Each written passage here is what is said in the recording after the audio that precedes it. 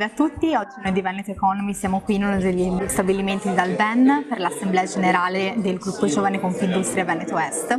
Con noi abbiamo Luigi Corza, consigliere del gruppo, e il tema dell'assemblea è fabbrica del domani.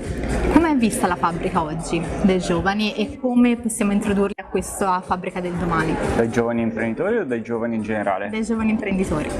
Dai giovani imprenditori ovviamente la fabbrica per noi è il luogo dove cresciamo, dove viviamo, soprattutto se le aziende sono familiari, è il posto che sentiamo a casa, è un appendice della nostra famiglia, quindi per noi è un luogo importante e fare un'assemblea qui secondo me è un posto estremamente bello che ci fa sentire esaltati perché è il luogo dove esprimiamo il nostro potenziale. Bene, io ti ringrazio Luigi, Certo. alla prossima.